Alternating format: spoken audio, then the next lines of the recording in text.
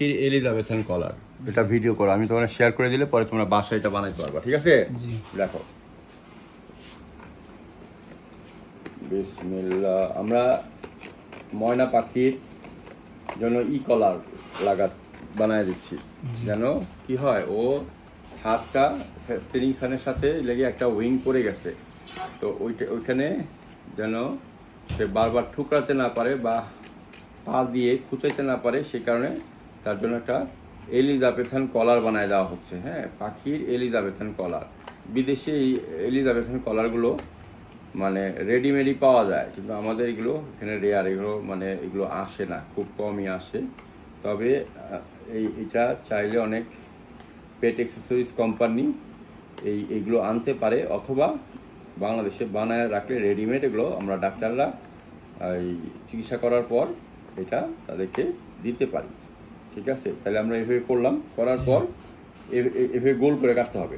যদি কোনো মানে কম্পাস দিয়ে এঁকে নেওয়া হয় তাহলে আরো সুন্দর গোল হবে, ঠিক আছে? তাহলে তারপরে মাঝখানে আমরা করবো কি, এরকম একটা কাট দিব, মানে বরাবর, একদম সেন্ট্রাল বরাবর, ঠিক আছে? দিয়া এটারে আমরা এভাবে বের করে নিব, বললাম তো? করার পর এটারে এভাবে করবো, করলে কি হয়, একটু বেঁকা হবে না? বেঁকা হয়েছে? আচ্ছা, বেঁকা হইলে এখন আমরা যেটা করব, এখানে একটু টেপ মারা দিব। টেপ মারা দিলে কি হবে, এটা লেগে যাবে, তাই না? একটু তুমি ভিডিওটা ধরে রাখো, আমি টেপ নিয়ে আসছি।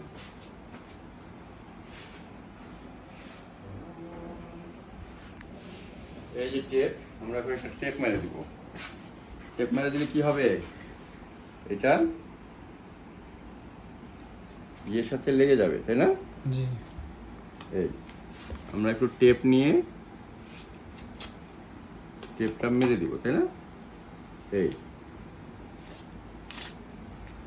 এই টেপটা আমরা এখন কি করব, এই যে এটা যে গোল করে আমরা করলাম, এই জায়গাটাতে এই যে এইভাবে করে জাস্ট এদিক দিক দিয়ে আমরা এটা দিয়ে দিলে কিন্তু এটা লেগে গেল না?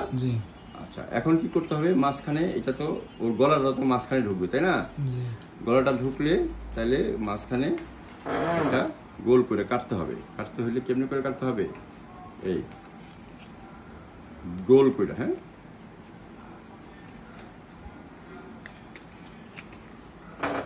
গোলটা করার জন্য 2-3 বার করে কাটতে হবে সমান করে, ঠিক আছে? তাহলে কি হবে, এখানে ওর গলাটা ঢুকবে, ঠিক আছে? দরকার হলে পরে আবার এখান দিয়ে একটু কাইটাইটাতে কি করতে হবে, বড় করতে হবে, যেন ওর গলাটা ইজিলি কি হয়, ঢুকতে পারে। এবং এখানে যেমন একটু ধারালো হয়ে গেছে না, এটা লাগলে ওখানে আবার কেটে যেতে পারে কিনা? পারে। হ্যাঁ, তাহলে আমরা এখন কি করব, এটা কিন্তু বানানো হয়ে গেল, তাই না? বানানো হয়ে গেল, ওখানে এটা পড়াইতে গেলে তো আবার কাহিনী, না? তখন আবার সে কি করবে, যে নড়ানড়ি করবে, এটা হয়ে গেল। আচ্ছা, এটা হয়ে যাওয়ার পর আমরা যেটা করব, যে এটা আবার একটা মাঝখান থেকে একটা কাটা দিব, কারণ জিনিসটা তো তৈরি হয়ে গেছে। এখন আমরা আর একটু টেপ নিয়ে এই যে এই জায়গাগুলোতে আবার দিয়ে দিব। দিলে হবে কি, যে তার এখানে গলাতে এটা কি হবে না, লাগার ভয় থাকবে না, ঠিক আছে? এই জন্য এটারে কি করে মোড়াই দিতে হবে। তারপরে আরেকটু নিয়ে ছোট ছোট করে, আমি সিস্টেমটা কেন দেখাই দিচ্ছি, যেন আপনারা বাসায় এটা সুন্দরভাবে করতে পারেন, ঠিক আছে? এই যে এটা আঙ্গুল দিয়ে পরে বড়, কারণ ফোটা তো আমরা করেই দিচ্ছি, তাই না? এখন এটারে কি হবে, পাখির কিন্তু লোমের কারণে গলা কিন্তু পাখির চিকন, অত বেশি বড় না, কিন্তু এটারে কি করতে হবে, এমন ভাবে করে দিতে হবে যেন গলায় কি না লাগে, আঁচড় না লাগে, ঠিক আছে? তো এটা আমি ভিডিও করে আপনাদের দেখাই দিচ্ছি, কারণ আপনারা বাসায় যেন এটা সুন্দরভাবে আবার তৈরি করতে পারেন, ঠিক আছে? এখন এটারে আমরা এইভাবে ওর গলাটা দিয়ে এইভাবে আমরা লাগাই দেবো, ঠিক আছে? ওকে, আচ্ছা, তাহলে যেটা হবে, আমরা আগে টেপটা বাইর করে রাখি, টেপ তো লাগাবো আমরা, তাই না? তাহলে টেপ আগে বের করে রাখবো। এখন কি করব,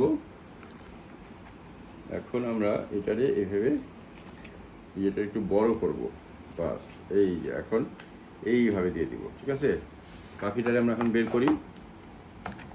আসো কাকু, काकू ये तूने क्या किया काकू, मेरे को हिला दिया इंजेक्शन देकर, কিন্তু ইনজেকশন তো দেই নাই আমরা, দিছি না। আচ্ছা এখন এটা এমনি এমনি দেয় সাধারণত হলো কুকুর বিড়ালের এইভাবে, আচ্ছা, আর পাখিতে দেয় এইভাবে উল্টা, ঠিক আছে। জি হ্যাঁ, তাহলে এখন আমরা কি করব, এই যে এখানে লাগাইলাম, লাগাই একটু ঢিলাই রাখলাম, হ্যাঁ, যেন আপনার এটা ছোট বড় করা যায়। এখন দেখছেন জিনিসটা হলো কি, এই দিয়ে দিলাম,